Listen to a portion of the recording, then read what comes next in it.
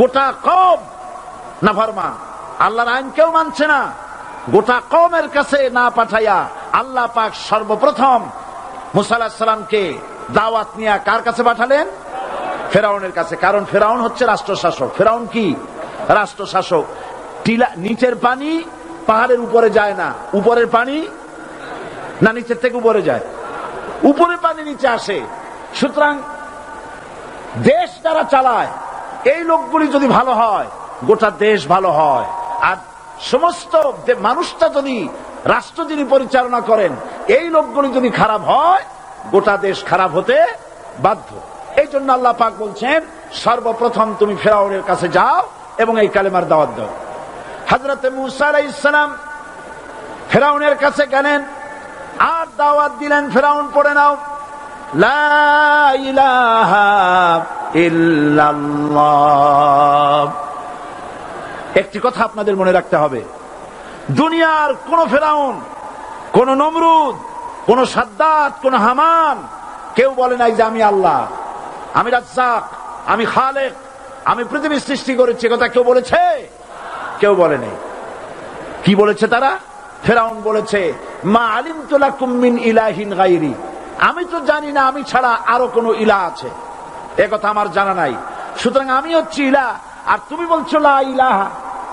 তার মানে হচ্ছে ওই সময় পয়গম্বরেরা, আল্লাহর নবীর সাহাবীরা তারা জানতেন যে আমরা কিসের দাওয়াত দেই, আর যারা শুনতো তারাও বুঝতো কিসের দাওয়াত শুনতেছি। আজ আমার দেশে একই কালেমার দাওয়াত দেওয়া হয় কিন্তু মানুষেরা বুঝতে পারে না কি শুনতেছি। ভাষা জানার ব্যাপারে, বোঝার ব্যাপারে হলো আসল বিষয়। এটা বুঝাতে গিয়ে আমি মাঝে মধ্যে একটা দৃষ্টান্ত দেই এভাবে।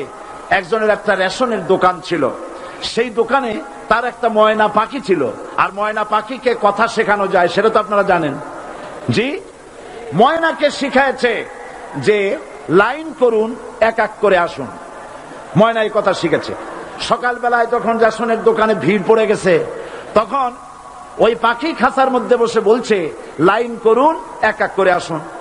একদিন খাঁচার দরজা খোলা পেয়ে পাখি উড়ে গিয়ে গাছের ডালে বসেছে।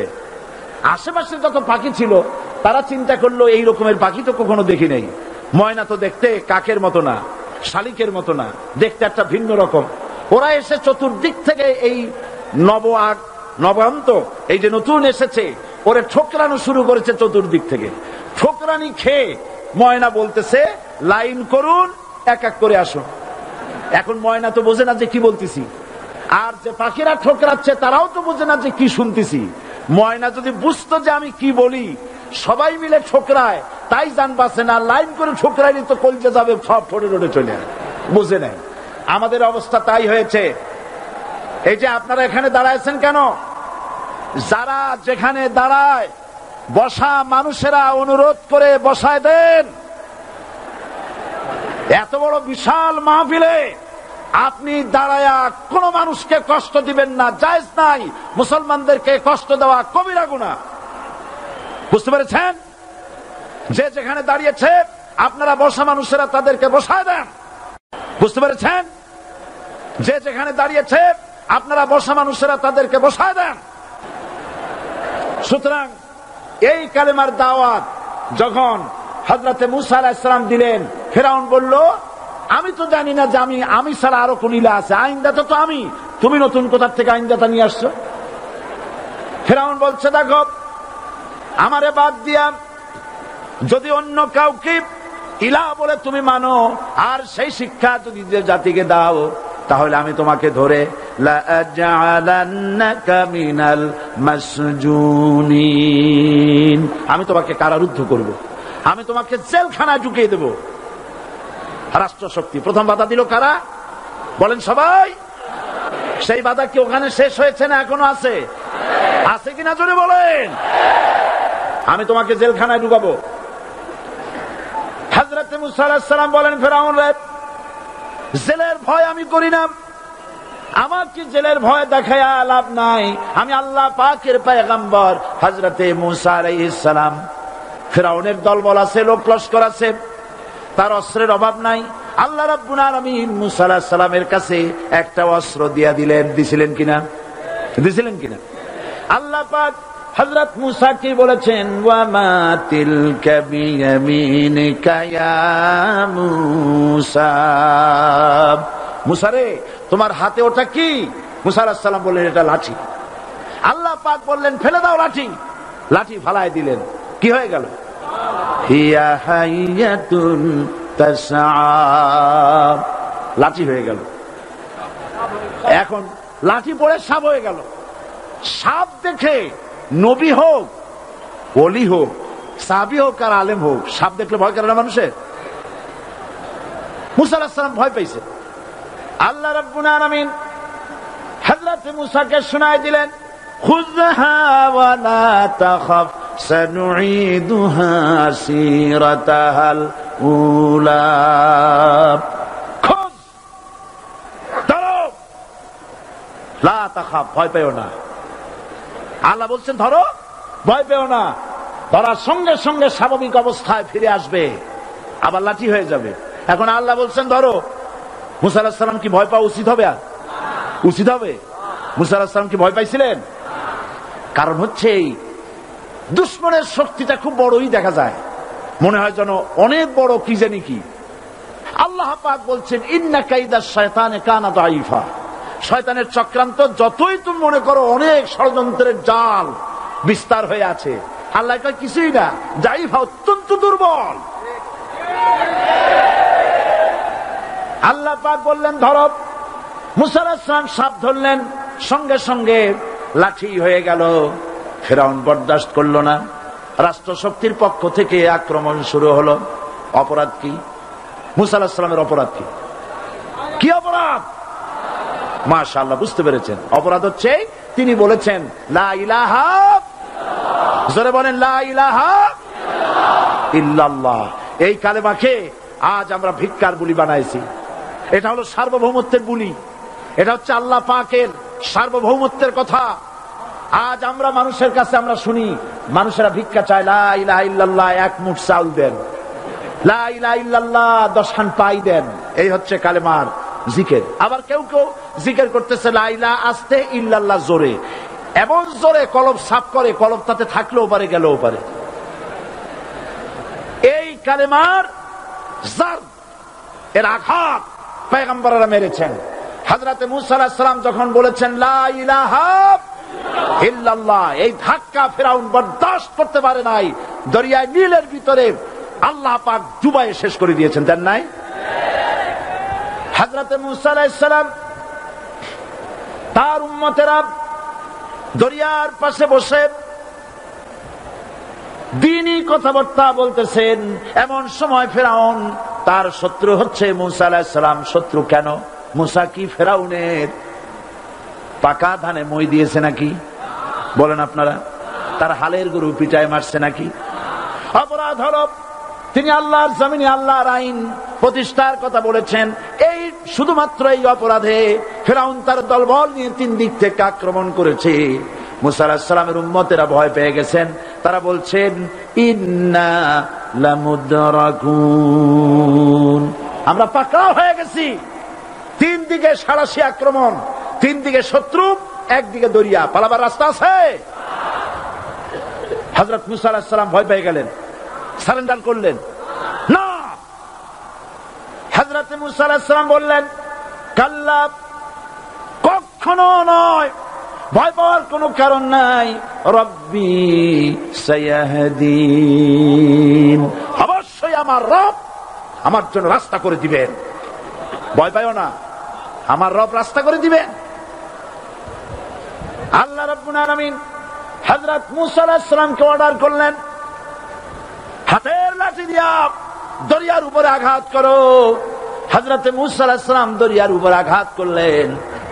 রাস্তা ছিল দরকার একটার, এক বাড়িতে আল্লাহর হুকুমে লাঠি দিয়ে একটি আঘাত করার সঙ্গে সঙ্গে হযরত মূসার তার সঙ্গী সাথী দরিয়া পার হওয়ার জন্য দরিয়ার মধ্য দিয়ে আল্লাহ 12টা রাস্তা পয়দা করে দিলেন।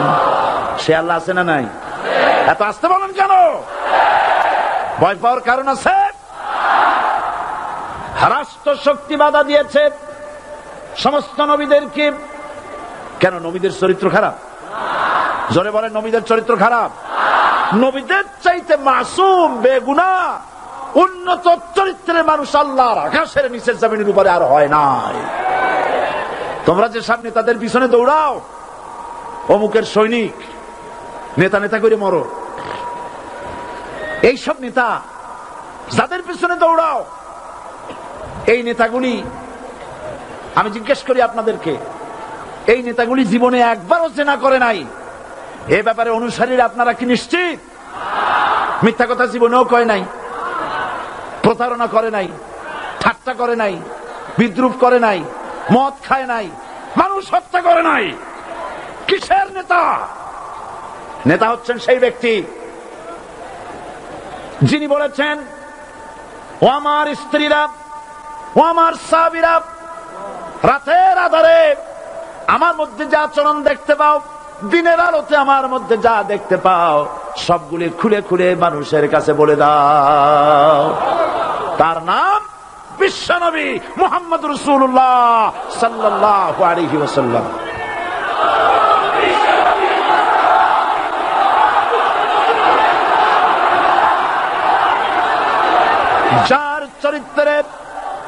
যার চরিত্রের সার্টিফিকেট আল্লাহ রাব্বুল আলামিন নিজে দিচ্ছেন, ওয়া ইন্নাকা লাআলা খুলুকিন আযীম।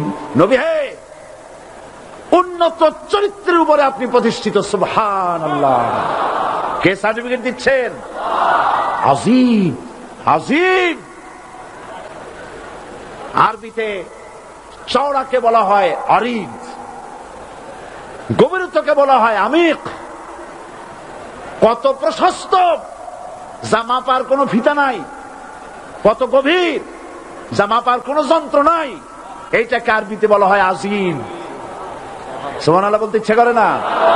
ও নবী, তোমার চরিত্র এমন যা মাপার মতো যন্ত্র পৃথিবীতে নাই। এই সার্টিফিকেট দিলেন কে? সমস্ত নবীরাই চরিত্রবান, নবীরা মাসুম বেগুনাহ। সুবহানাল্লাহ বিহামদিহি। সেই নবীরা মার খান নাই?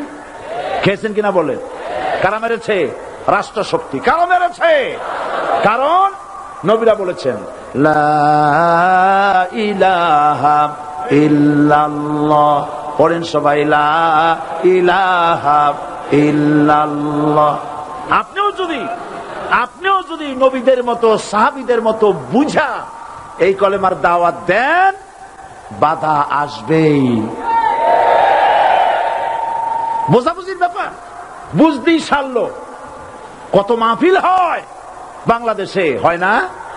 কোনো বাধা নাই, ঠিক কিনা? কত পূজা হয়, পার্বণ হয়, গান হয়, থিয়েটার হয়, গুনাহগার বিবির গান হয়, কত কিছু হয়। কোনো বাধা আছে? তাফসীরের মাহফিলে বাধা। কারণ ওরা বুঝতে পেরেছে এ তাফসীরের মাহফিলে গাজীর গীত হয় না, এ তাফসীরের মাহফিলে আল্লাহর সার্বভৌমত্ব কায়েমের আন্দোলন চলে।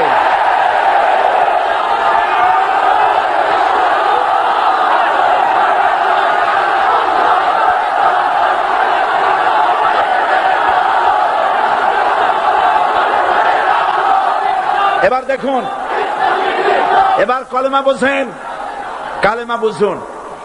বঙ্গভবনের সামনে দাঁড়াইয়া, গণভবনের সামনে দাঁড়িয়ে আপনি যদি কালেমার জিকির করতে থাকেন, লা ইলাহা ইল্লাল্লাহ, লা ইলাহা ইল্লাল্লাহ, লা ইলাহা ইল্লাল্লাহ, লা ইলাহা ইল্লাল্লাহ, 2-1 ঘন্টা, 2-4 ঘন্টা, দেখবেন অফিসাররা এসে বলবে, না জানি কোন খাজা বাবা আসছে, আসেন আসেন, নিয়ে খাইতে দেবে, হাদিয়া দেবে। যেহেতু যিনি পড়তেছেন উনি বোঝেন না কি বলতেছেন, আর যারা দাওয়াত দিয়ে নিয়ে গেল ওরা টের পাই নাই যে কি শুনে দাওয়াত দিতেছে। কিন্তু আপনি যদি বঙ্গভবন, গণভবন, সেক্রেটারিয়েট আর পার্লামেন্ট এর ভিতরে ঢুকে যদি বলেন, কোন মানুষের তৈরি করা আইন মানি না, কোন সরকারের সার্বভৌমত্ব স্বীকার করি না, কারো বিধান মানি না, কারো তৈরি করা আইনের সামনে মাথা নত করি না, আল্লাহ ছাড়া কারো বিধান মানি না, হাদিয়া আসবে, খাইতে দেবে, পকেটে টাকা দেবে, খাওয়াবে এক জায়গায় নিয়ে। কোন জায়গায়? লাল দালানে। বুঝাবুঝি পয়গম্বরেরা দাওয়াত দিয়েছেন, আয়াতুল কুরসি ফরজ নামাজ পড়িয়া দেখছি অনেকেই জামার বুতাম টুতাম খুলে তারপরে জোরে একটা ফু দেন। অসুবিধা নাই, ফু আপনি দেন, কিন্তু কি পরে ফু দিচ্ছেন আপনি কি বুঝছেন কিছু? সুবহানাল্লাহ। বুঝলি কি এই চেহারা হয়? এতগুলো মানুষ লাগে নাকি বিপ্লব করতে, কালেমার রস কায়েম করতে? 313 জন মুসলমান যথেষ্ট পৃথিবীতে।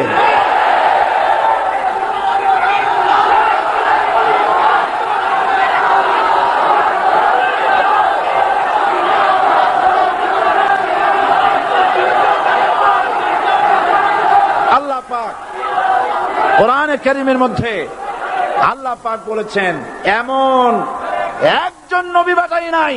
ইয়া হাসরাতান আলাল ইবাদ, বান্দার উপরে আফসোস। আহারে, কে বলতেছেন? আমার আল্লাহ। বলেন আমার আল্লাহ। তিনি আফসোস করছেন, আফসোস একজন পয়গম্বর এমন পাঠাইলাম না, একজন রাসূল পাঠাইলাম না যার সাথে এরা ঠাট্টা করে নাই, বিদ্রুপ করে নাই, পাগল বলে নাই, মানে নাই।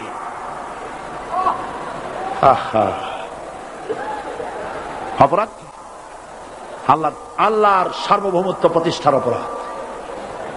হযরত ইব্রাহিম আলাইহিস সালাম তিনি যখন এই কালেমার দাওয়াত দিয়েছেন নমরুদের বিরুদ্ধে, নমরুদ বলেছে মান আশাদ্দু মিন্না কুওয়া, আমার চাইতে শক্তিশালী আর কে আছে? আনা রাব্বুকুমুল আলা, আমি তোমাদের বড় প্রভু। নাউজুবিল্লাহ। কই থেকে একটা তুমি বলছো লা ইলাহা ইল্লাল্লাহ, আমি তো ইলাহ।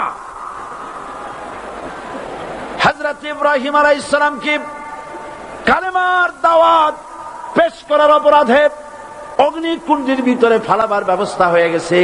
আল্লাহ পাক সব ঘটনা কোরআনে বলে দিয়েছেন কিনা বলেন? কেন বললেন এই সমস্ত কথা? এই জন্য বলেছেন ফিরআউন মরে যাবে, নমরুদ মরে যাবে, কিন্তু তাদের প্রেতাত্মারা যুগে যুগে তারা বেঁচে থাকবে। আগুনের ভিতরে ফালাবার ব্যবস্থা হয়েছে। আল্লাহ পাক বলে দিয়েছেন আমার রাস্তায় যদি চেষ্টা করো, জিহাদ করো, আমার সাহায্য তোমরা পাবে। ওয়া কানা হাক্কান আলাইনা নাসরুল মুমিনিন, মুমিনদেরকে সাহায্য করা আমি আল্লাহর জন্য ওয়াজিব। সুবহানাল্লাহ বলবেন না? আলহামদুলিল্লাহ বলবেন না? আমার জন্য ওয়াজিব মুমিনদেরকে সাহায্য করা। ইব্রাহিম আলাইহিস সালামকে আগুনে ফেলানো হচ্ছে। হযরত জিবরাইল বলেন, ইব্রাহিম তোমাকে আগুনের ভিতরে ফেলানো হচ্ছে, আমার কাছে সাহায্য চাও, আমি তোমারে বাঁচায় দেব। হযরত ইব্রাহিম আলাইহিস সালাম তিনি বললেন, জিবরাইল আমার পরীক্ষা চলতেছে, আমাকে ডিস্টার্ব করো না, আমি তোমার কাছে সাহায্য কেন চাইব?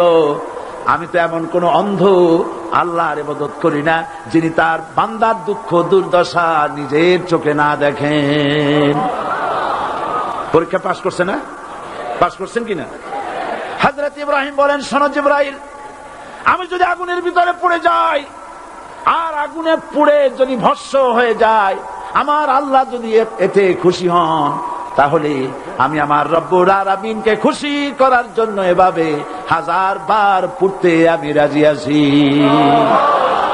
ইব্রাহিম আলাইহিস সালাম আগুনের ভিতরে পড়ে গেলেন। আল্লাহ রব্বুল আলামিন আগুনের প্রতি নোটিশ করে দিলেন, ইয়া নারু কুনি বারদাম ওয়া সালামান আলা ইব্রাহিম, আগুন আমার ইব্রাহিমের জন্য শান্তিদায়ক, ঠান্ডা হয়ে যা। ইব্রাহিম আলাইহিস সালাম জ্বলছেন, পুড়ে গেছেন। নমরুদ তার প্রাসাদের ছাদে বসে ইব্রাহিম আলাইহিস সালামের পোড়া দৃশ্য দেখে আনন্দ করবে, আগুনের দিকে তাকায় দেখে ইব্রাহিম আরামে বসে আছেন। পোড়া তো দূরের কথা, জামাও পরে নাই। ও ডাক দিয়া বলে, রে আগুন, গোটা জাতি নিয়ে তোর পূজা করলাম, আমার দুশমন কেন জ্বালাইতে পারিস না? তোর জ্বালানো শক্তি কি নষ্ট হয়ে গেছে নাকি? আগুনের ভিতর থেকে আওয়াজ বেরিয়ে এলো, নমরুদ, আমার ভিতরে দাহ্য শক্তি, জ্বালানো শক্তি আছে কি নাই যদি প্রমাণ করতে চাও, টেস্ট করতে চাও, তুই নিজে আয়, তোরে সুদ্ধা তাম দুনিয়া জ্বালাই দিতে পারি, ইব্রাহিমের এক গাছা পশম জ্বালাইতে পারি না। বিশ্বকবি আল্লামা ইকবাল কি সুন্দর করে বলেছেন, আজ ভি হো জু ইব্রাহিম কা ইমা পয়দা, आग कर सकती है एक अंदाजे गुलिस्तां पैदा। ইব্রাহিমের ঈমান যদি আজও কোথাও হয় বিদ্যমান, করতে পারেন অগ্নিকুণ্ডে খুবসুরত এক গুলিস্তান। এখনো যদি ইব্রাহিমের সন্তানদেরকে আগুনের মধ্যে ফেলে দেওয়া হয়, আর ইব্রাহিম ঈমান যদি থাকে, আগুনকে ফুলের বাগান বানাবার ক্ষমতা আল্লাহর আছে। চিরকাল আল্লাহ পাক এই কালেমাকে দিয়েছেন আল্লাহর সার্বভৌমত্বকে প্রতিষ্ঠা করার জন্য। আয়াতুল কুরসি শুধু পড়ে বুকে ফু দেওয়ার জন্য নয়। পড়েন আমার সাথে, আল্লাহু লা ইলাহা ইল্লা হুয়াল হাইয়ুল কাইয়্যুম। দুনিয়ার সমস্ত পয়গম্বর অত্যাচারিত হলেন, শুধু তাই নয়, বিশ্ব নবী আখিরি জামানার পয়গম্বর নবী মুহাম্মদ রাসূলুল্লাহ সাল্লাল্লাহু আলাইহি ওয়াসাল্লাম জাতির কাছে আসলেন। তিনি এসে বললেন, ইয়া আইয়ুহান নাস কুলু লা ইলাহা ইল্লাল্লাহ। প্রথম দাওয়া শুনছেন কথা? রাসূলুল্লাহ বলছেন, ও জাতি, আমার রাসূল তো মক্কার রাসূল না শুধু, মদিনার রাসূল না শুধু, আরবি ভাষা ভাষীদের রাসূল না শুধু, আমার নবী কি নবী? চিল্লায় বলেন। তাই তিনি বলেছেন, ও বিশ্বের মানবতা, বিশ্বের মানব গোষ্ঠী, যদি মুক্তি পেতে চাও, নাজাত পেতে চাও, উচ্চারণ করো, বিশ্বাস করো, আমল করো, বলো লা ইলাহা ইল্লাল্লাহ। জোরে পড়েন, লা ইলাহা ইল্লাল্লাহ, লা ইলাহা ইল্লাল্লাহু মুহাম্মাদুর রাসূলুল্লাহ। আবু জাহেল বুঝছিল কলমার অর্থ? কথা বলেন না কেন? আবু জাহেল বুঝছিল? উতবা, সাইবা, মুগিরার গোষ্ঠীরা বুঝছিল? বুঝেছে। তারপরে তারা চিন্তা করলো যে সর্বনাশ তো করছে, লা ইলাহা, কোন ইলাহ নাই, আইনদাতা নাই, বিধানদাতা নাই, তাহলে আমরা কি ঘরে বসে বসে কি করব? উনি নতুন একজন ইলাহ নিয়ে আসছে, আল্লাহ ছাড়া কোন ইলাহ নাই, তাহলে আমাদের কাজটা কি? প্রথমে তারা চেষ্টা করলো যে একটু দেখি নরম নরম ভাবে হয় নাকি। চলে গেল আবু তালেবের কাছে, আসে না হাদিসে, বললো, আবু তালেব, তুমি তো কুরাইশদের নেতা, তোমার ভাইয়ের ছেলে কয়টাই কি? আশ্চর্যজনক কথা, লা ইলাহা ইল্লাল্লাহ, আল্লাহ ছাড়া কোন ইলাহ নাই, তা আমরা করবো কি? তোমার ভাতিজাকে বুঝাও লা ইলাহা ইল্লাল্লাহর দাওয়াত বন্ধ করে দিক, এর বিনিময়ে টাকা লাগে টাকা দেব, সোনা লাগে সোনা দেব, যত সুন্দরী মেয়ে চায় তাও দেব, নেতৃত্ব চায় তাও দেব, তবু যেন কালেমার দাওয়াত না দেয়। আসিনে কা হাদিসে আছে কিনা? নবীজি যখন বাড়ি ফিরলেন, চাচা আবু তালেব নিজের কলিজার টুকরা সন্তান হযরত জাফর আলীর চাইতে তিনি ভালোবাসতেন কলিজার মতো করে মুহাম্মদ সাল্লাল্লাহু আলাইহি ওয়াসাল্লামকে। বলছে, বাবা, এমন কথা কেন বলো যাতে লোকেরা খেপে যায়? এই কথাগুলি বলো না, ওরা আমার কাছে এই সব প্রস্তাব দিয়ে গিয়েছে। রাসূলুল্লাহ প্রস্তাব শুনে এগ্রি করলেন। জি, আমার নবী বলেন, ও আমার চাচা আবু তালেব, প্রস্তাবকারীদেরকে শুনিয়ে দিন।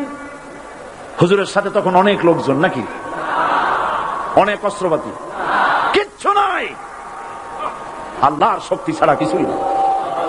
আমার নবী বলেন, ও আমার চাচা আবু তালেব, প্রস্তাবকারীদেরকে শুনিয়ে দেন, যেটা দেওয়া সম্ভব সেটা তো দূরের কথা, যেটা দেওয়া সম্ভব নয় তাও যদি তারা দিতে পারে আমারে, যেমন আকাশের সূর্যটা ধরে এনে ওরা যদি আমার ডান হাতে তুলে দেয়, আকাশের পূর্ণিমার চাঁদটা ধরে যদি বাম হাতে আমার তুলে দেয়, এর বিনিময়ে এক মুহূর্তের জন্য তাওহীদের দাওয়াত আমি বন্ধ করে দেব না। সুবহানাল্লাহ।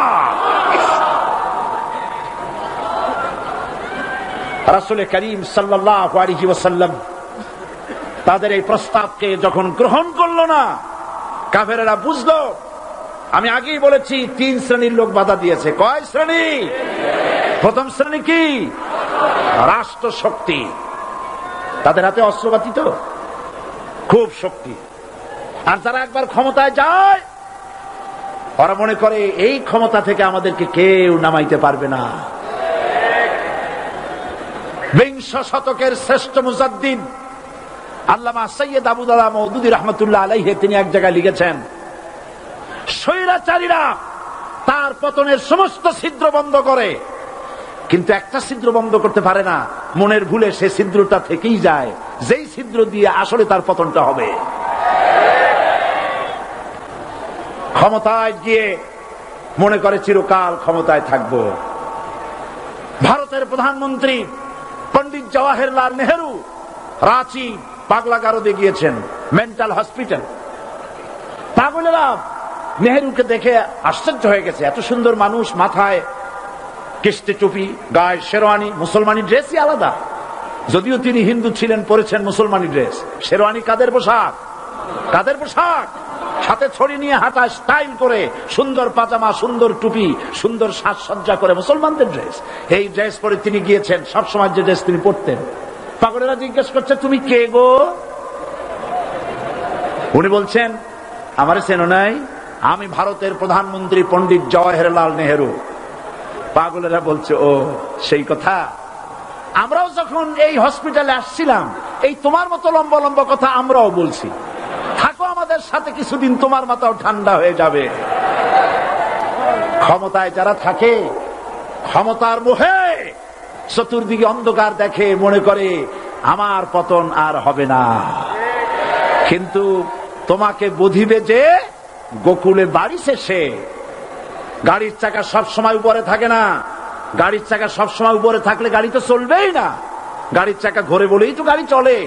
সুতরাং এই উপরে, তোমার চাকা উপরে এখন আছে বলে, তোমার দলের চাকা উপরে আছে বলে যারা মানুষের উপরে জুলুম করছো, আলেমদেরকে ধরতেছো, মুসল্লিদেরকে ধরে ধরে জেলে ঢুকাচ্ছ, সময় আসবে এমন ইন্দুরের গর্ত অপমানা পালাবার জন্য।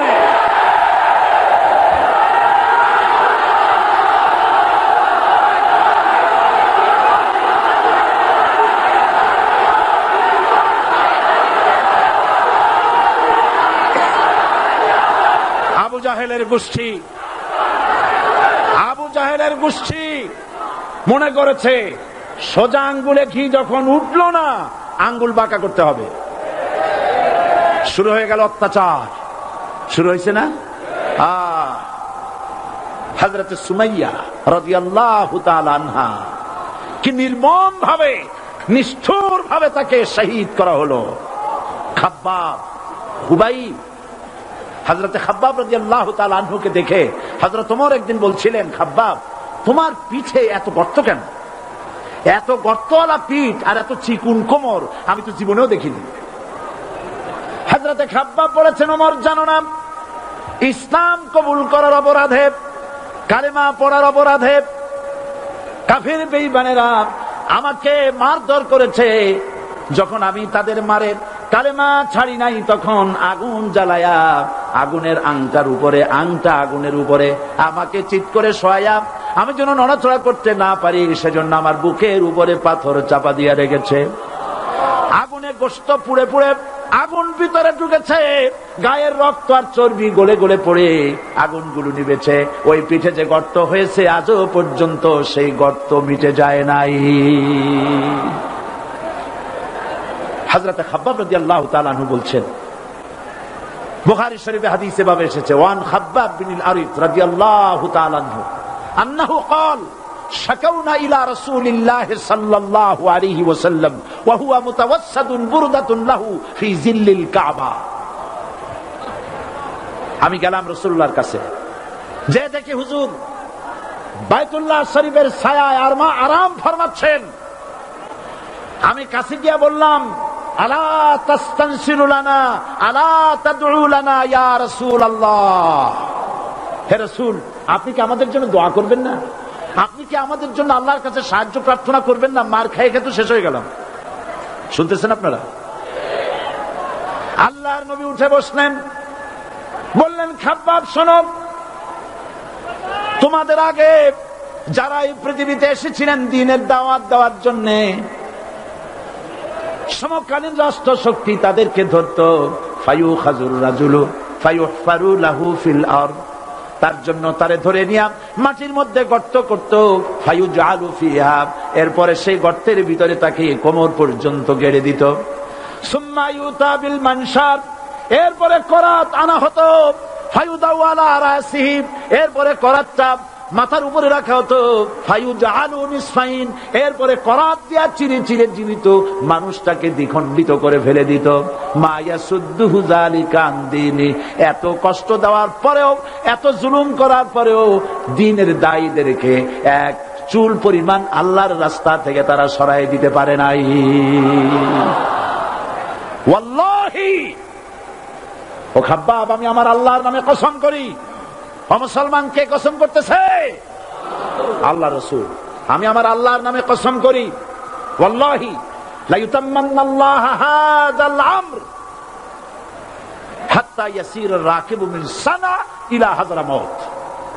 সেদিন বেশি দূরে নয়, ইয়েমেনের রাজধানী সানা থেকে শুরু করে সৌদি আরবের হাযরামাউত পর্যন্ত হাজার হাজার মাইল এই দীর্ঘ পথে যুবতী নারী তার সৌন্দর্যের পশ্চা নিয়া, আর ধনাঢ্য ব্যক্তিরা সওদাগরেরা তাদের টাকা পয়সা নিয়া একাকিনী অথবা দলবদ্ধ ভাবে মানুষেরা যাতায়াত করবে।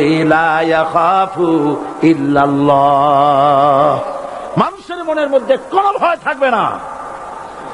এমন একটা সময় আসবে, ওয়ালাকিন্নাকুম তাস্তাজিলুন, অথচ তোমরা বড্ড তাড়াহুড়ো করছো। তাড়াহুড়ো করো না, অপেক্ষা করো, ধৈর্য ধরো, মার খাও, জেলে যাও, শহীদ হও, আল্লাহর রাজ কায়েম হবেই হবে।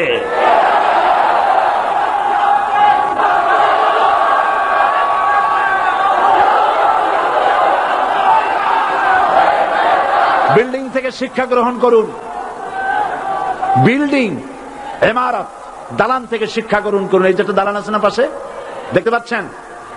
এই দালান কি দিয়ে তৈরি করা হয়েছে বলেন? ইট। সমস্ত ইটেরা যদি ধর্মঘট করত, আমরা কেউ মাটির তলায় যাব না, কেউ আমরা আগুনে পুড়ে ঝামা হব না, পিক হব না, কেউ আমরা টুকরা টুকরা হব না, সবাই থাকবো উপরে উপরে, তাহলে কি দালান হইতো নাকি? এই বিল্ডিং নির্মাণ করতে গিয়া ইটের যে স্যাক্রিফাইস, হাজার হাজার ইটকে পিক হতে হয়েছে, পুড়ে যেতে হয়েছে, খোয়া হতে হয়েছে, ভেঙে টুকরা টুকরা হয়ে 50 ফিট মাটির নিচে যেতে হয়েছে, তারপরে ইমারত গঠন হয়েছে, সুন্দর দালান তৈরি হয়েছে। যারা ইসলামী শাসন চান, আল্লাহর দ্বীনকে বিজয়ী দেখতে চান, তাদেরকে অসংখ্য মানুষকে পোড়াইটের মতো জেলখানায় পুড়ে পুড়ে মরতে হবে, অসংখ্য মানুষকে ফাঁসির কাস্টে ঝুলতে হবে, গায়ের রক্ত দিতে হবে, শহীদ হতে হবে, তারপরে ইসলামের ইমারতটা কায়েম হয়ে যাবে। শায়ের কবি কি সুন্দর করে বলছেন, কবি সুন্দর করে বলছেন, ये शहादत गाहे उल्फत में कदम रखना, ये शहादत गाहे उल्फत में कदम रखना, लोग समझते हैं आसा है मुसलमान होना। মানুষেরা মনে করে মুসলমান হওয়া খুব সহজ জিনিস। না, মুসলমান হওয়ার অর্থ হলো শাহাদাতের ঈদগাহে শামিল হয়ে যাওয়া।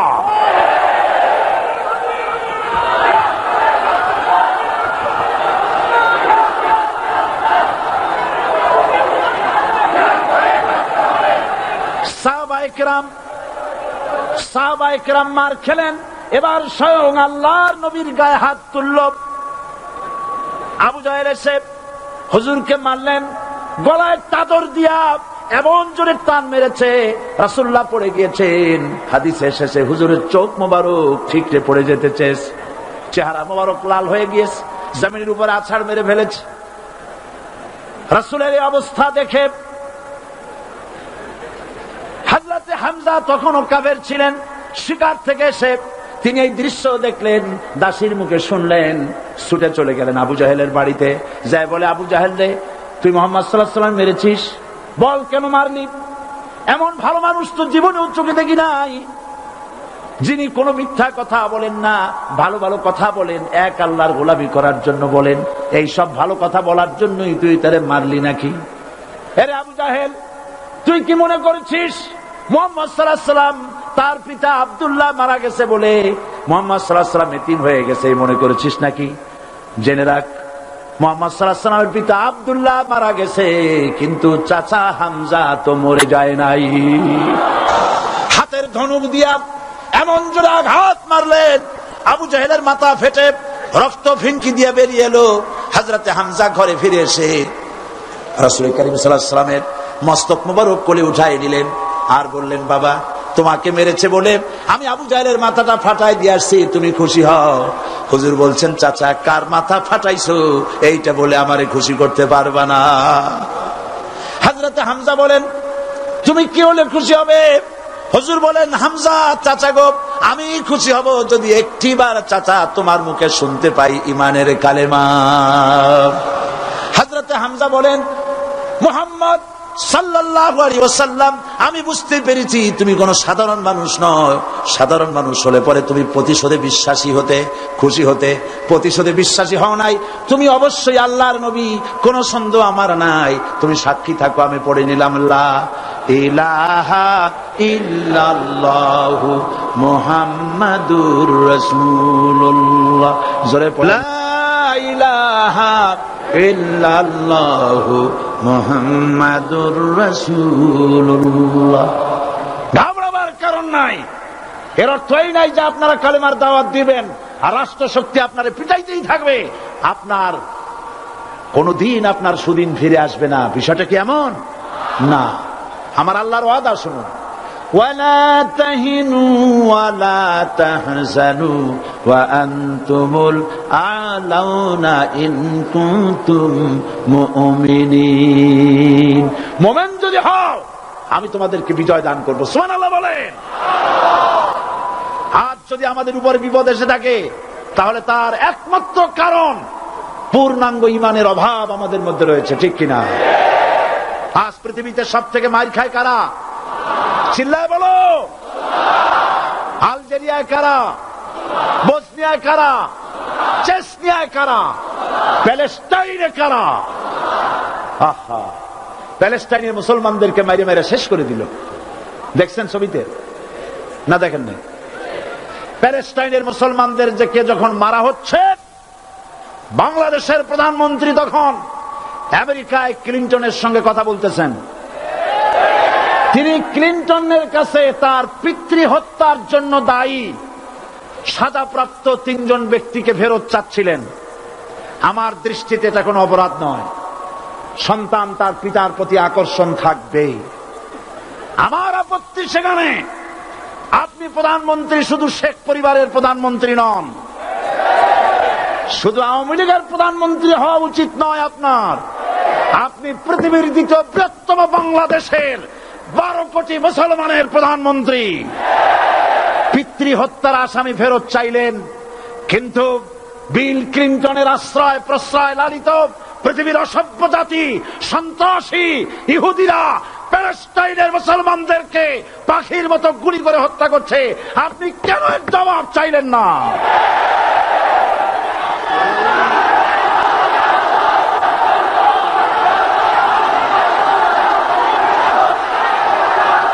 জবাব জবাব আপনি চাইতে পারবেন না, কারণ মুনাফিকদের সাহস হয় না, সাহস হয় মুমিন ব্যক্তি। বিল ক্লিনটনকে বলা দরকার ছিল, এই ইসরায়েলকে তোমরাই বসিয়েছো, মধ্যপ্রাচ্যের বিষ ফোড়ায় পরিণত করেছো তোমরা। তবে হ্যাঁ, যুরিবাত আলাইহিমুজ জিল্লাতু ওয়াল মাসকানা ওয়া বাউ বিগাদাবিন মিনাল্লাহ। আল্লাহর গজব আসবে, ইহুদিরা পৃথিবী থেকে নিশ্চিহ্ন হবেই হবে ইনশাআল্লাহ। দেখেছেন তাকায়া প্যালেস্টাইনে ইসরায়েলিরা হেলিকপ্টার, গানশিপ, কামান, বোমা নিক্ষেপ করছে, আর প্যালেস্টাইনের শিশু কিশোর যুবকেরা ইহুদিদের নিক্ষিপ্ত বোমা আর কামানের মোকাবেলা করতেছে পাথর দিয়ে। আমি আমার অন্তরের অন্তঃস্থল থেকে ধন্যবাদ জানাই, মোবারকবাদ জানাই খালিদ বিন ওলীদের উত্তরসূরি, খাব্বাব খোবাইবের উত্তরসূরি প্যালেস্টাইনের ওই সব যুবকদেরকে যারা কাফের বেঈমান ইহুদিদের মোকাবেলা করতেছে ইট আর পাথর দিয়ে। আর আমি আমার অন্তরের অন্তঃস্থলের সমস্ত ঘৃণা দিয়ে আমি ধিক্কার জানাই পৃথিবীর মুসলিম শাসকদেরকে, যারা মুসলমানদের মার দেখে চুপ করে যারা বসে আছে।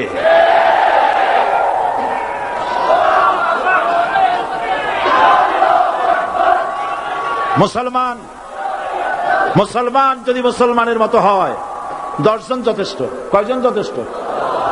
কোথায় আছে কথা? আল্লাহ পাক কোরআন শরীফের মধ্যে বলেছেন,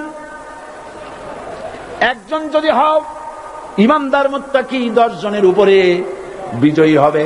10 জন যদি হও 100-র উপরে বিজয়ী হবে। 100 যদি হও 1000-এর উপরে বিজয়ী করবো। জোরে বলেন সুবহানাল্লাহ। কবি বলতেছেন, ফিজায়ে বদরে পয়দা কুন ফেরেশতে তেরি নুসরত কো উতার সকতে গর্দু সে কতর অন্দর কতর আবি।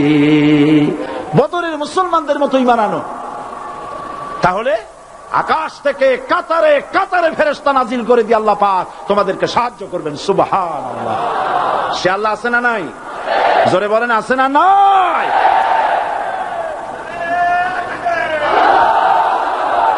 সেই আল্লাহ রাব্বুল আলামিন কোরআনে কারীমের ভিতরে আয়াতুল কুরসির মধ্যে বলে দিয়েছেন, আল্লাহু লা ইলাহা ইল্লা হুয়াল হাইয়ুল কাইয়্যুম।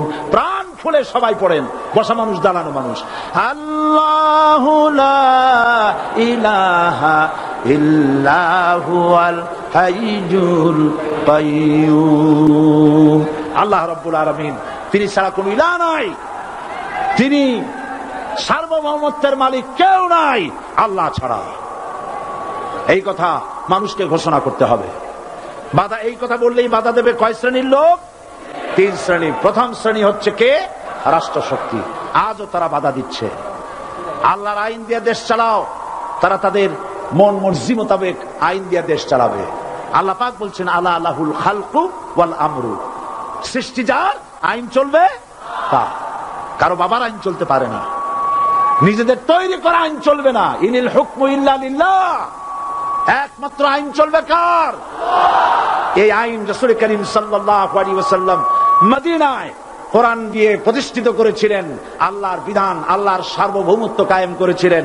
কোরআন সংবিধান হলো, চুরি বন্ধ হলো, ডাকাতি বন্ধ হলো, জিনা বন্ধ হলো, হত্যা বন্ধ হলো, ধর্ষণ বন্ধ হলো, সব কিছু বন্ধ হয়ে গিয়ে মুসলমানেরা শান্তি লাভ করলো, পৃথিবীর মানুষ শান্তি লাভ করলো। সুবহানাল্লাহ ওয়া বিহামদিহি। আজ মুসলমানেরা শত্রু চেনে না, বন্ধু চেনে না। বন্ধুকে বানায়েছে শত্রু, শত্রুকে বানায়েছে বন্ধু। কে বন্ধু কে শত্রু চিনাই দিবেন কে? আল্লাহ। বলেন, কে দিবেন? আল্লাহ রাব্বুল আলামিন কোরআনে কারীমের মধ্যে পরিষ্কার করে বলেছেন, লাতাজিদান্না আশাদ্দান নাসি আদাওয়াতান লিল্লাযীনা আমানুল ইয়াহুদা ওয়াল্লাযীনা আশরাকু। আল্লাহ পাক বলছেন, হে রাসূল, মানুষের ভিতরে 2টা শ্রেণী মুমিনদের জন্য সবথেকে জঘন্য দুশমন। কয়টা শ্রেণী? 2টা। একটা হলো ইহুদ, আর একটা হলো মুশরিক। একটা হলো ইহুদি, আর একটা হলো মুশরিক। এটা হলো তোমাদের দুশমন।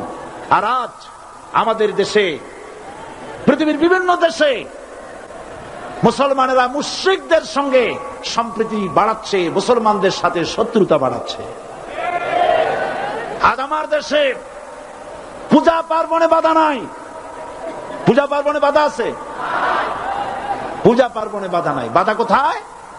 কোরআন শরীফের তাফসীর মাহফিলে। কোরআনের তাফসীরের মাহফিলে বাধা দেওয়া হচ্ছে। গান বাজনায় 144 ধারা নাই, কিন্তু কোরআন শরীফের মাহফিলে 144 ধারা দেওয়া হচ্ছে। যারা দিচ্ছে তারা আবার ওমরাও করে, হজও করে। ওরা আমাদের বলে আমরা নাকি ধর্মের নামে রাজনীতি করি। বলে না, আমরা নাকি ধর্মের নামে রাজনীতি করি। আমি বলি, ধর্মের নামে আমরা রাজনীতি করি না, আমরা ধর্মীয় রাজনীতি করি। কথাটা বুঝে আসছে কিনা? ধর্মের নামে রাজনীতি তো সেই ব্যক্তি করে 1996 সনের নির্বাচনের আগে যিনি মাথায় পট্টি বেঁধেছিলেন, যিনি শপথ গ্রহণের সময় হাতে তসবিহ পড়েছিলেন। ধর্মের নামে রাজনীতি তিনি করেছেন। আজ অনেকগুলি ডিগ্রি পেয়েছেন তিনি, অনেকগুলি ডিগ্রি পেয়েছেন। কয়টা? মুখস্থ হয়ে গেছে আপনাদের। শকুনেরা, শকুন যদি গরুর গোশত কিনা খাওয়া লাগতো, 80 টাকা কেজি দরে শকুনে এত গোস্ত কিনা খাইতে পারতো না। লেখাপড়া করে যদি ডিগ্রি নেওয়া লাগতো, এত ডিগ্রি কপালে জুটতো না। পয়সা দিয়া ম্যানেজ করা ডিগ্রি, কিন্তু 9টা নিলে কি হবে? আসল ডিগ্রিটা এখনো বাকি আছে। আসল ডিগ্রি কোনটা? নির্বাচনের আগে পট্টি বেঁধে তসবিহ নিয়ে গোটা জাতিকে যে সফলভাবে প্রতারণা করতে আপনি পেরেছিলেন মহাপ্রতারক হিসেবে, সেই ডিগ্রি আগামী নির্বাচনের মোক্ষম সময় জনগণ আপনার গলায় পরায় দেবে।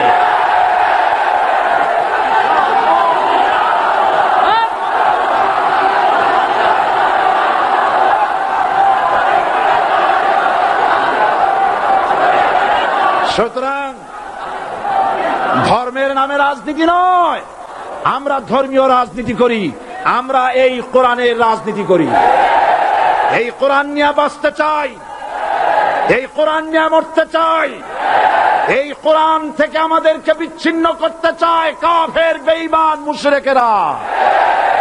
ও আমার জাতি, কোরআন থেকে যারা বিচ্ছিন্ন করতে চায়, তোমরা কি তাদের বিরুদ্ধে জিহাদের জন্য প্রস্তুত থাকবে?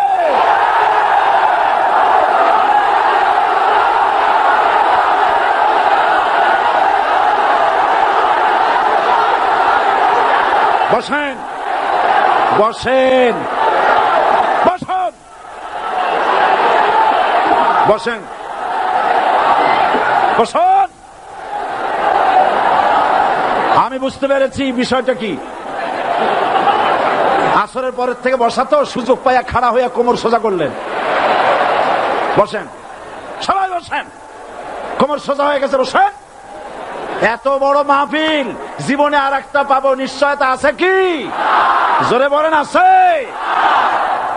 আজ আমাকে কথা বলতেই হবে ইনশাআল্লাহ, কারণ আগামীতে আবার আপনাদের সাথে দেখা হবে কিনা আমি জানি না।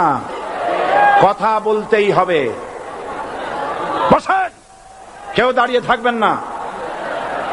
আমি দেখতে পাচ্ছি বাংলাদেশের ভাগ্য আকাশে উত্তর গগনে কালো মেঘ জমা হয়েছে, ঝড়ের পূর্বাভাস লক্ষ্য করছি।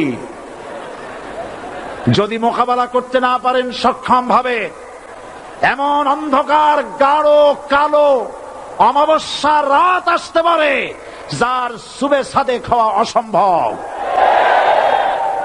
সুতরাং আপনারা কি কাপুরুষের মতো কাফের মুশরিকদের গোলামি করে মরতে চান? বিড়ালের মতো 500 বছর বেঁচে থাকার কোনো লাভ নাই। সিংহের মতো 1 ঘন্টা বাঁচতে চাই। আমাদেরকে বলা হয় সাম্প্রদায়িক উস্কানিমূলক কথা নাকি আমি বলি। পত্রপত্রিকা দিছে না তারা? সাম্প্রদায়িক উস্কানি কথা। সাম্প্রদায়িক উস্কানিমূলক কথা বলি, সেই জন্যই বোধহয় শত শত মুসলিম আমাদের কাছে এসে মুসলমান হয়। মানুষে আর বোকা বানানো যাবে না। যাবে কি? আর বোকা বানানো যাবে? তারপর বলছে কি? এরপরে বলছে, আমাকে বলছে রাজাকার। শুনে রাখো, চট্টগ্রামের লক্ষ লক্ষ জনতা, পার্লামেন্টে যখন আমাকে এই কথা বলা হয়েছিল, আমার পার্লামেন্টের কলিগ জাফরুল্লাহ চৌধুরী সাহেব বসে আছেন এখানে। হ্যাঁ, জাফরুল ইসলাম চৌধুরী বসে আছেন পাশে। প্রধানমন্ত্রী সুদ্ধা, অন্তত 3 শতাধিক পার্লামেন্টের সম্মানিত সদস্যরা সেদিন বসা। 1997 সনের বাজেট বক্তৃতা যখন আমি করতেছিলাম, ডক্টর কুদরতে খোদা, নাম রাখছে কুদরতে খোদা, আসলে গজবে খোদা। এই লোকটি নাস্তিক, ইসলামের চূড়ান্ত দুশমন। তার প্রণীত শিক্ষা ব্যবস্থার যখন সমালোচনা করছিলাম, ট্রেজারি বেঞ্চ থেকে আমাকে বলা হলো রাজাকার। আমি আমার সমস্ত শক্তি একত্রিত করে বলেছিলাম, শুধুমাত্র হিন্দুস্তানের রাজাকারেরাই আমাকে রাজাকার বলতে পারে। আমি বলেছিলাম 1973 সন পর্যন্ত আমি বাংলাদেশের কোন রাজনৈতিক দলের নেতা এবং কর্মী ছিলাম না। আমি রাজাকার নই, আমাকে রাজাকার বলে যদি তাকে প্রমাণ করতে না পারে 10 কোটি টাকার মানহানি মামলা দায়ের করব। আমার এই বক্তব্য সারা দুনিয়া শুনেছে, পার্লামেন্টে আমার এই বক্তব্য রেকর্ড হয়ে আছে। সেদিন 3 শতাধিক পার্লামেন্ট মেম্বারের কেউ আমার চ্যালেঞ্জ গ্রহণ করেন নাই। যে কোনো ব্যক্তি পার্লামেন্টে গিয়ে আমার বক্তৃতা দেখে আসতে পারেন। এরপরে 1997 সনের 7 অক্টোবর দৈনিক জনকণ্ঠ পত্রিকা যখন আমার বিরুদ্ধে লিখলো, সেই পত্রিকায় সাঈদীর ওপেন চ্যালেঞ্জ 8ম পাতা 1997 7 অক্টোবর, এত বড় 2 কলমে হেডিং। সেখানে আমি বলেছি, বাংলাদেশের সকল সাংবাদিক, গোয়েন্দা বিভাগ, বাংলাদেশের সকল বুদ্ধিজীবীকে আমি আমার পিরোজপুরে আমন্ত্রণ করছি। আমার উপস্থিতিতে যদি কেউ প্রমাণ করতে পারে বাংলাদেশের স্বাধীনতা যুদ্ধের বিরুদ্ধে আমার কোনো ভূমিকা ছিল, সজ্ঞানে স্বেচ্ছায় জাতীয় সংসদের সদস্য পদ থেকে পদত্যাগ করব। 3 বছর পার হয়ে গেছে, আজ পর্যন্ত কেউ এই চ্যালেঞ্জের মোকাবেলা করে নাই। সুতরাং আমাকে যারা রাজাকার বলবে তারা পিতৃ পরিচয়হীন অবৈধ সন্তান। 1971 সনের, শোনো মুসলমানেরা, 1971 সনের কোন কাদা সাঈদীর গায়ে লাগে নাই। আমাকে রাজাকার বলে জনগণ থেকে বিচ্ছিন্ন করবা, জনগণ থেকে আমারে বিচ্ছিন্ন করা যাবে না। কারণ এই জনগণ আমার জন্য আসে না, এই জনগণ আসে আল্লাহর কোরআনের জন্য।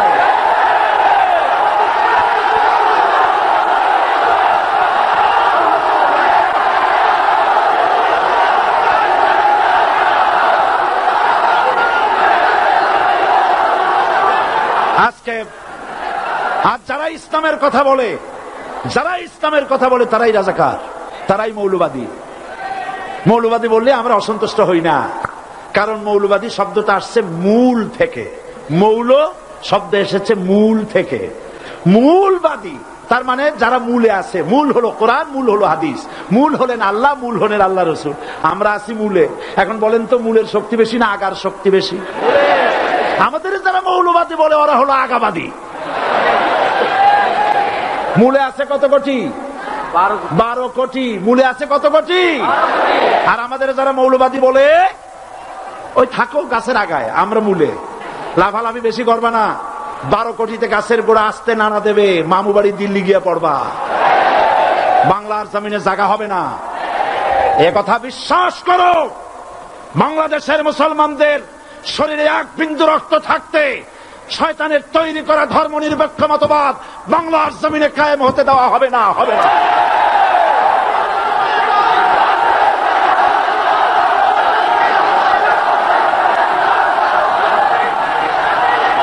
রাসূল করিম সাল্লাল্লাহু আলাইহি ওয়াসাল্লাম কোরআন প্রতিষ্ঠার জন্য আন্দোলন করেছিলেন। আয়াতুল কুরসি আমাদের সে কথাই শিখিয়েছে।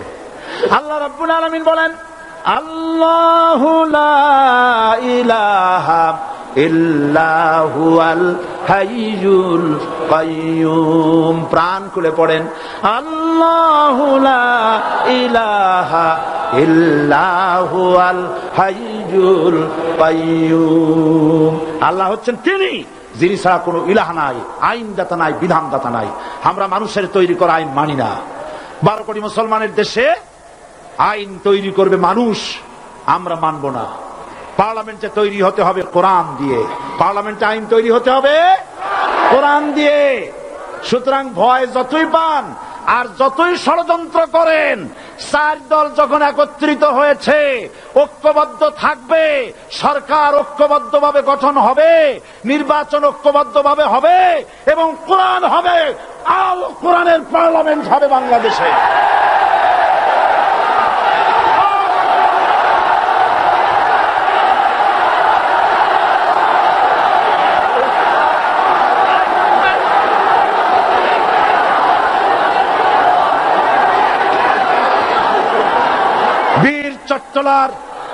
বীর চট্টলার মুসলমানেরা স্বাধীনতার ঘোষণা, এই চট্টগ্রাম থেকে স্বাধীনতার মহান ঘোষক প্রেসিডেন্ট জিয়াউর রহমান সাহেব দিয়েছিলেন। এই চট্টগ্রাম থেকেই ইসলামী রাষ্ট্রের ঘোষণা হবে।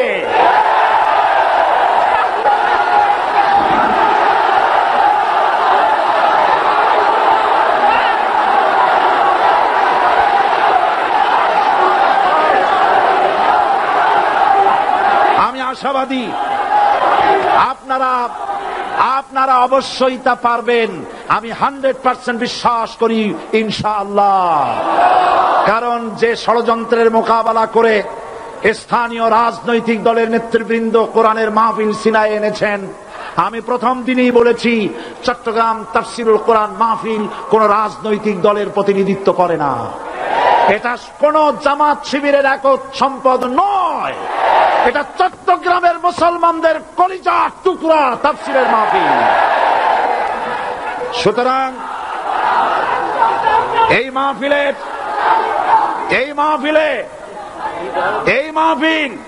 চট্টগ্রামে থাকবে ইনশাআল্লাহ কিয়ামত পর্যন্ত। 144 ধারা 288 হয়ে গেছে। ষড়যন্ত্র পায় পায় চলে গেছে। আমি ওই সব ছেলেদের বলি, সরকারি দলের ছাত্র হইয়া মুসলমানদের বিপক্ষে যাইও না।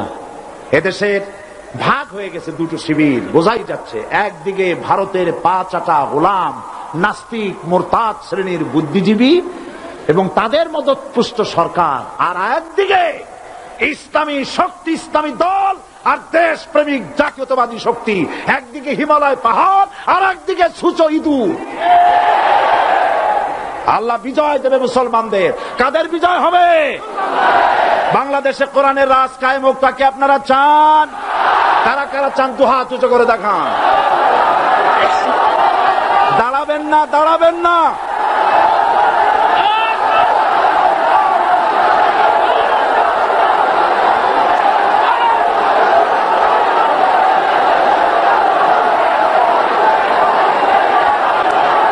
বসুন, বসুন, আবার বসেন, বসুন। জোরে সরে জিকির করেন লা ইলাহা, আরো জোরে লা ইলাহা, লা ইলাহা,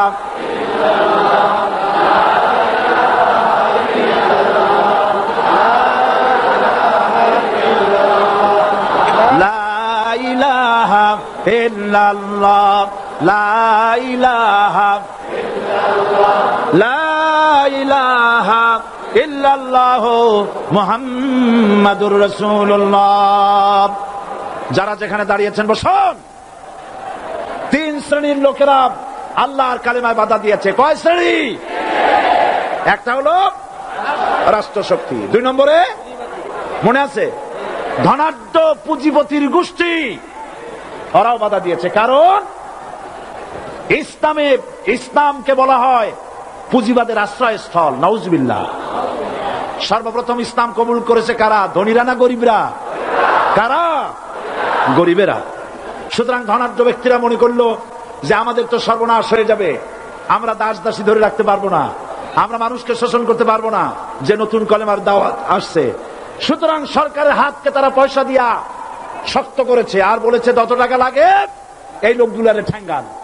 আজও আছে কিনা? তা আছে কিনা? 3 নম্বরে বাধা দিয়েছে ধর্মের নামের এক শ্রেণীর কায়েমি স্বার্থবাদী শক্তি, যার সম্পর্কে সূরা তাওবায় আল্লাহ পাক বলেছেন ইন্না কাসীরাম মিনাল আহবারি ওয়ার রুহবান লা ইয়াকুলুনা আমওয়ালান নাস বিল বাতিল ওয়া ইয়াসুদ্দুনা আন সাবিলিল্লাহ। ইহুদি আহলে কিতাবদের মধ্যে এক শ্রেণীর বুজুর্গ ধরনের লোক, দরবেশ জাতীয় লোক, যারা নাকি মানুষের সম্পদকে বাতিল পন্থায় ভক্ষণ করে, ওয়ায়াসুদ্দুনা আন সাবিলিল্লাহ, এবং আল্লাহর রাস্তায় চলার জন্য মানুষকে বাধা প্রদান করে। আছে কিনা? এখনো আছে। ওনাদের মাজারের কি মহব্বত! সাইদি মাজারের বিরুদ্ধে কথা বলে, পীর ওলিউল্লাহর বিরুদ্ধে কথা বলে। নিজেরা নামাজ পড়েন একক তো। হ্যাঁ, একজন নাকি মদ খাচ্ছিল। কি খাচ্ছিল? মদ পান করতে গিয়া মোষ ছিল খুব লম্বা। আছে তো মানুষের মোষ নানান কায়দা, দেখছেন না? সেদিন একজনের দেখলাম এত বড় মোষ যে একেবারে মুখ টুক ঢাকা, লোকটা হাসে না কান্দে বোঝার কোন উপায় নেই। এরকম মোসালা এক লোক বাও হাত দিয়া মুজগুলা উঁচা করিয়া তারপরে মদ পান করতেছে। একজন এসে জিজ্ঞেস করছে, ভাই তুমি এত কষ্ট করে মদ খাও কেন? এক হাত দিয়ে উঁচু করে ধরিয়া তারপরে এত সাবধানতা অবলম্বন করে খাচ্ছ, কারণ কি? কয় যে ওলামায়ে কেরামদের মুখে শুনেছি কোনো কিছু পান করতে গেলে যদি মোজ ভেজে তাহলে নাকি মাকরু হয়। খাইতেছে কিন্তু হারাম, খাইতেছে কি হারাম, মাকরু থেকে বাঁচার চেষ্টা করতেছে। বেটাদের নামাজ নাই, রোজা নাই, মদ জেনা জুয়ানিয়া সারাদিন ডুবে থাকে। সাইদি মাজারের বিরুদ্ধে কথা বলেছে, মাজারের কত মোহব্বত। আমি আল্লাহর ওলিদের মাজারের বিরুদ্ধে কথা বলি না, থামুন, আল্লাহর ওলিদের মাজারের বিরুদ্ধে কথা বলি না, আমি কথা বলি মাজার নিয়ে যারা ব্যবসা করে তাদের বিরুদ্ধে কথা বলি। সুতরাং হাবিজাবি কথা বলে মানুষকে ফিরানো যাবে না। এই তৃতীয় শ্রেণী, তারা ধর্মের নামে মানুষকে আল্লাহর রাস্তা থেকে ফিরাবার চেষ্টা করে, আজে বাজে কথা বলে, যা কোরআনে নাই হাদিসে নাই, এই ধরনের কথা বলে আর এ দিয়ে ব্যবসা করে। আছেন এরকম ব্যবসা? আছে। আলহামদুলিল্লাহ সব ব্যবসা চট্টগ্রামে অনেক কমে গেছে। আলহামদুলিল্লাহ বলে কোন? আলহামদুলিল্লাহ কমতেই হবে, কারণ বাংলাদেশের 2টা জেলার মানুষের ভেতরে ইসলামী সেন্টিমেন্ট সব থেকে বেশি তীব্রতর। 1 নম্বর চট্টগ্রাম, 2 নম্বরে সিলেট। কারণ এই 2 জেলায় আল্লাহর ওলিরা সব থেকে বেশি খেদমত করেছেন। কাজী ইসলাম থেকে মানুষকে দূরে সরাইতে পারবে না। মানুষ ঐক্যবদ্ধ হয়ে আল্লাহর দ্বীনকে কায়েম করার জন্য প্রস্তুতি নেবে। এরা এইভাবে বাধার সৃষ্টি করে, মাজার পূজা নিয়ে নানান ধরনের কথাবার্তা নিয়ে মানুষকে বিভ্রান্ত করার জন্য তারা চেষ্টা চালায়। আপনারা বিভ্রান্ত হবেন? বিভ্রান্ত হবেন? বড় বড় ওলামাদের কাছে যাবেন, আলেমদের কথা শুনবেন, ফাসেকরা কি বলল শোনার কোনো প্রয়োজন নাই। তবে আপনারা বিশ্বাস করেন, যত ভয় আপনারা পাচ্ছেন, আসলে ভয়ের কিছু নাই। আপনারা কি ভয় পাচ্ছেন? ভয় পাচ্ছেন? যত ষড়যন্ত্র হোক, আগামীকাল পূর্ব দিগন্ত থেকে সূর্য উদয় হওয়া যেমন সত্য, বাংলাদেশে ইসলামের রাষ্ট্র প্রতিষ্ঠিত হওয়া তেমন সত্য কথা ইনশাআল্লাহ। সেজন্য যদি রক্ত দিতে হয় রক্ত দিবেন, যদি জেলে যেতে হয় যাবেন, যদি শহীদ হতে হয় হবেন।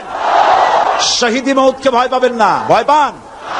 আল্লাহর নবী বলেছেন, শরীরের যদি কেউ চিমটি কাটে, চিমটি কাটায় যত কষ্ট আছে, শাহাদাতের মউতে এর থেকে কম কষ্ট। শাহাদাত একটি সেতুর নাম, একটি ব্রিজের নাম, এই পারে দুনিয়া, আর শহীদ হওয়ার সঙ্গে সঙ্গে শাহাদাতের ব্রিজ পার হয়ে আল্লাহ রাব্বুল আলামিনের সঙ্গে দিদার নসিব হয়ে যাবে। আল্লাহর নবী মুতার প্রান্তরে জিহাদ হবে, 1 লক্ষ রোমানদের বিরুদ্ধে, মুসলমান মাত্র 3000। চিন্তা করতে পারেন রোমান সৈন্য কত? 1 লক্ষ, আর মুসলমান 3000। সংখ্যা দিয়ে মুসলমানেরা বিজয় লাভ করে নাই কোনদিন। মুসলমানেরা বিজয় লাভ করেছে ইমান দিয়ে। কি দিয়ে? কি দিয়ে? ইমান দিয়ে। সুতরাং আপনি ভারতকে বলে দিতে পারেন, ভারতকে আপনি বলে দিতে পারেন, ভারত তোমার জনশক্তি বেশি, ভূখণ্ড বড়, তোমার অস্ত্র বেশি, সব তোমার থাকতে পারে, কিন্তু তোমার চাইতে আমার একটা অস্ত্র অনেক অনেক অনেক বড়। সে অস্ত্রের নাম কি? চিল্লায় বলুন। সে অস্ত্রের নাম ঈমান। এই ঈমানের সামনে গাছের শুকনা পাতার মতো তারা উড়ে যাবে ইনশাআল্লাহ। কোন চক্রান্ত কাজে লাগবে না। নবীজি জিহাদের জন্য মুসলমানদেরকে তৈরি করলেন আর বললেন, এই জিহাদের প্রধান সেনাপতির দায়িত্ব আমি দিলাম আমার পালক পুত্র যায়েদ। যায়েদ কোথায়? তিনি বললেন, লাব্বাইক হুজুর, আমি হাজির আছি।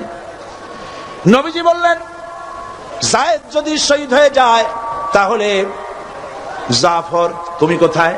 তিনি দাঁড়ায় গেলেন। নবী বললেন, জাফর যদি শহীদ হয়ে যায়, এরপরে আব্দুল্লাহ বিন রাওয়াহা তুমি কোথায়? তিনি বললেন, হুজুর হাজির। হুজুর বললেন, তুমি দায়িত্ব পালন করবে। 3 জন যদি শহীদ হয়ে যায়, তাহলে এরপরে তোমরা নিজেরা একজনরে বানায়া নিও সেনাপতি। তাহলে বোঝা গেল আল্লাহর নবী যে তিনজনের নাম নিলেন তাদের শহীদ হয়ে যাওয়া কনফার্ম হয়ে গেল, নিশ্চিত হয়ে গেল। হুজুর বললেন যাদের নাম আমি নিলাম বাড়ি চলে যাও, বিদায় নিয়ে আসো মা বাপ স্ত্রীর কাছ থেকে। না জেনে হঠাৎ করে গুলি খেয়ে মরা আর জেনে শুনে মরা, দুই মরা কি একরকম? বন্ধুগণ, হাদিস শরীফের ভিতরে এসেছে হযরত যায়েদ বলেন ইয়া রাসূলুল্লাহ, আমার তো আর যাওয়ার জায়গা নাই, আমার আব্বা আপনি আমারে হুকুম করেছেন, আমার মা আয়েশা ঘরে বসে শুনেছেন, আমার তো আর যাওয়ার কোনো প্রয়োজন নাই। হযরত জাফর বাড়ি চলে গেছেন, বিবিকে ডেকে বলেন প্রাণের স্ত্রী রাসূলুল্লাহ আমাকে জিহাদের ময়দানে সেনাপতি বানায়া পাঠাচ্ছেন, আমি জিহাদের ময়দানে চললাম, আমার এই ছেলেপেলেগুলিকে তুমি দ্বীনের রাস্তায় তৈরি করে দিও, আর আমি যে তোমার হক আদায় করতে পারলাম না আমারে তুমি মাফ করে দিও। স্ত্রী আল্লাহর দরবারে দুখানা হাত তুলে বলেন রব্বুল আলামিন, আমার স্বামীকে রাসূলুল্লাহ সেনাপতি বানায়া জিহাদের ময়দানে পাঠাচ্ছেন, আমি আমার স্বামীরে ফিরাবার হক রাখি না, তবে আমি তোমার কাছে দোয়া করি রব্বুল আলামিন, আমার স্বামীরে জিহাদের গাজী বানায়া আমার কাছে আল্লাহ তুমি ফিরাইয়া দিও। হযরত জাফর তরবারির উল্টা পিঠ দিয়া হযরত জাফর নিজের স্ত্রীর হাতে মৃদু আঘাত করে বললেন, স্ত্রী গো, উল্টা দোয়া করো না, নবীজি আমার নাম 2 নম্বরে ঘোষণা করেছেন, আমার আগেও একজন আছেন পরেও একজন আছেন, আজকের জিহাদে আমি যে শহীদ হব তাতে কোনো সন্দেহ নাই, উল্টা দোয়া করো না, রব্বুল আলামিন তোমার দোয়া মঞ্জুর করবেন না।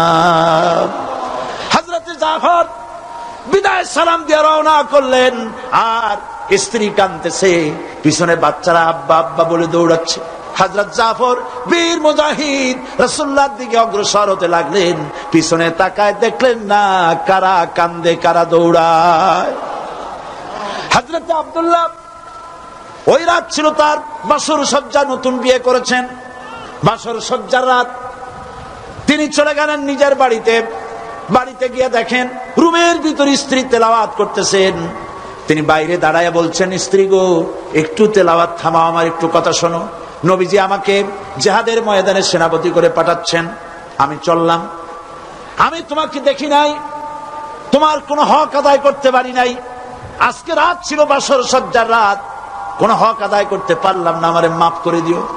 স্ত্রী বলছে, প্রাণের স্বামী মেহেরবানি করে একটু ঘরে আসেন, রাসূলুল্লাহ আপনাকে জিহাদের ময়দানে পাঠাচ্ছেন, আমি অনুনয় বিনয় করে আপনাকে ফিরাবো না, একটু ঘরে আসেন। হযরত আব্দুল্লাহ বলেন, না ঘরে আসবো না, ঘরে ঢুকলে পরে তোমাকে দেখতে পরে আমার মনের ভিতরে ভালোবাসার সৃষ্টি হয়ে যেতে পারে, আমি ভিতরে আসবো না। স্ত্রী বলছেন, প্রাণের স্বামী আল্লাহর কসম করে বলি, আপনাকে দেখলে পরে প্রেম নিবেদন করব না, দেখতে চাই শুধু এই জন্যে, আমি শুনেছি আপনি একজন সুদর্শন সুপুরুষ, একবার মাত্র বিয়ের আগে দেখছিলাম, একটা বার আপনাকে পুনর্বার একটুখানি চেহারাটা ভালো করে দেখে রেখে যেতে চাই, যাতে করে কিয়ামতের দিন অসংখ্য মানুষের ভিতরে আপনারে আমি স্বামী বলে চিনে নিতে পারি।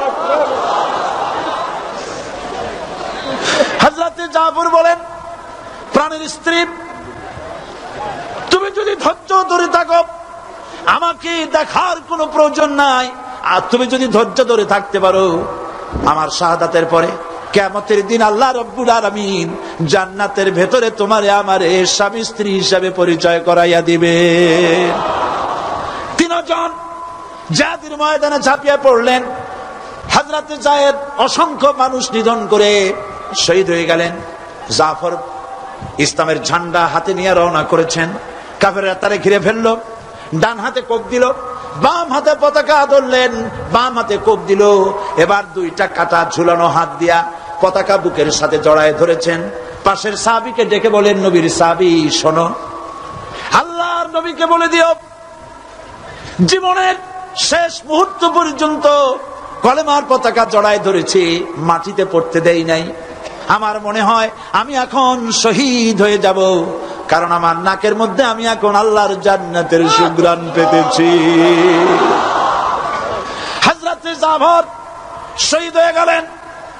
হযরত আব্দুল্লাহ বিন রাওয়াহা আর আবু উবায়দা দুজনে মিলে পতাকা ধারণ করার জন্য চলে এলেন। দূরের থেকে নজর করে পতাকা কে যেন উঁচু করে রাখছে। মনে মনে ভাবলেন আমরা যাওয়ার আগে ইসলামের পতাকা কে ধরলো। কাছে গিয়ে দেখেন হযরত জাফরের পা কাটা, দুই পা কেটে কাফেররা দুই দিকে ফেলে দিয়েছে, দুই হাত কেটে দুই দিকে ফেলে দিয়েছে, দেহটা একদিকে ফালায় রাখছে, আর শূন্য মাথাটা, শুধু মাথা একদিকে পড়ে থেকে ইসলামের পতাকা কামড়াইয়া উঁচু করে ধরে রেখেছে। হযরতে আব্দুল্লাহ এবং হযরত আবু উবায়দা দুজনে মিলে হাত পা মাথা মস্তক একত্রিত করে কাফনের কাপড় পরাইয়া হযরতে আবু উবায়দা বলেন, হযরতে জাফরের পা থেকে শুরু করে মাথা পর্যন্ত চুমা খাইলাম, কবরের মধ্যে শোয়াই দিলাম। রাতের বেলায় আমি যখন ঘুমাইছি স্বপ্নে দেখি হযরত জাফর আল্লাহর জান্নাতের ভিতরে ফেরেশতাদের সাথে উড়ে বেড়ায়। আমি প্রশ্ন করলাম, জাফর, আল্লাহ রাব্বুল আলামিন তোমার সাথে কি ব্যবহার করলেন? হযরত জাফর বলেন, ভাই আবু উবায়দা, আল্লাহ আমাকে জান্নাতের নাজ নেয়ামত দিয়ে বলেছেন, জাফর তুমি আমার কাছে আর কি চাও? আমি বলেছি, আল্লাহ কিচ্ছু চাই না, আর একবার জমিনে পাঠায় দাও, তোমার দিন কায়েমের জন্য কাফেরদের বিরুদ্ধে লড়াই করে জীবনটা আর একবার দিয়ে আসি। আমার বন্ধুগণ, আল্লাহর দিন কায়েমের জন্য, আল্লাহর দিন কায়েমের জন্য রক্ত দেওয়ার জন্য প্রস্তুত থাকতে হবে। আল্লাহর রাসূল নিজে রক্ত দিয়েছেন, রাসূল নিজে রক্ত দিয়েছেন, সাহাবায়ে কেরাম দিয়েছেন, তাদের রক্তের বিনিময় ইসলাম এই পর্যন্ত এসেছে। আজ পৃথিবীতে 140 কোটি মুসলমান এই পৃথিবীতে বসবাস করে, কিন্তু মুসলমানের সেই ইজ্জত আজ আর নাই। ঠিক কিনা? ঠিক কিনা? ও মুসলমান, মুসলমান হিসাবে গর্ববোধ করো। আমাদের পরিচয় কি? আমাদের পরিচয় কি? আমি আমার সমস্ত শক্তি দিয়া, হৃদয়ের সবটুকুন শক্তি নিয়ে বলছি, আমাদের পরিচয় বাঙালি নয়, আমাদের পরিচয় মুসলমান। চিল্লায় বলো, আমাদের পরিচয় কি? আর দেশ হিসাবে আমাদের পরিচয় বাংলাদেশী। দেশ হিসাবে পরিচয় কি?